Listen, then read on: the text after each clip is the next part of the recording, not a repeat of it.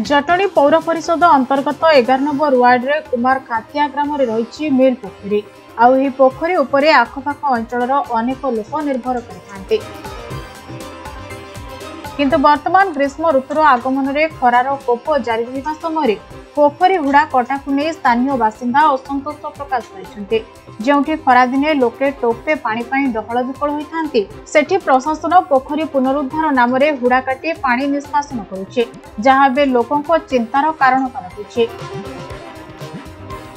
बाबद स्थानीय बासिंदा जोगाजोग करने सेमानक पाखरे कौनसी सूचना नथिबा कहिसेंते एवं लोक माने एहाकु टंका हड़पर एक माध्यम बोली कहउछेंते। तेबे कहा अनुमति रे एभली कार्य करा जाउछे ताहा बे बड़ प्रश्न सृष्टि करुछे। जे कोनोसी जिंस हो गोटे करिया कहले सेटे तार से पोखरी ना होची मिल पोखरी ओडिशा सरकारनकर जो मो पोखरी योजना से योजना रे से स्थानित होइतला सेतर टंका अनुदान आसी गोटे एसएचजी काम दिया तार पुनरुद्धार पाई आ तो किसी काम करिया हेले किसी त्याग करिया पड़ो मु माध्यम कहवाक चाहे से जनसाधारण मान अनुरोध करा चाहूँगी समस्ते किसी समय दिंतु सहयोग करूँ पानी न सुखेले पंक उद्धार केमती हम एवं तार चतुर्पार्श्व जो ब्यूटिफिकेशन केमती हम से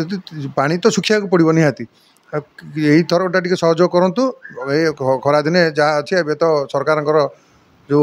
24x7 ड्रिंक फॉर टैप सी घरे घरे पहुँचला से आपण मैंने एडजस्ट कर दिंतु आर थर को गोटे सुंदर पोखरी आदर्श पोखरी होकर से गढ़ी तोली आपण मानकर सहयोग साहय निहाती दरकार हईराण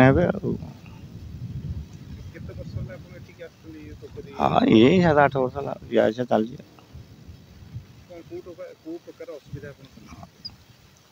पानी तो असुविधा हम आउ कौन असुविधा थी आ कौन जटणी भितर सब आसबे अच्छा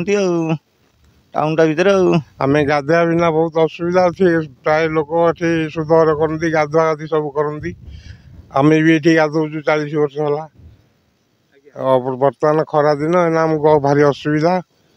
खरा विकाल किसी ना सुविधा आमर असुविधा कौन से कूह पाइप पानी निर्भर करूँ ना ना आम बुढ़ा गाधुआ वाला सब सुखिया तो असुविधा यह पानी असुविधा मुझे गाधुआ पीए मु 40 वर्ष पर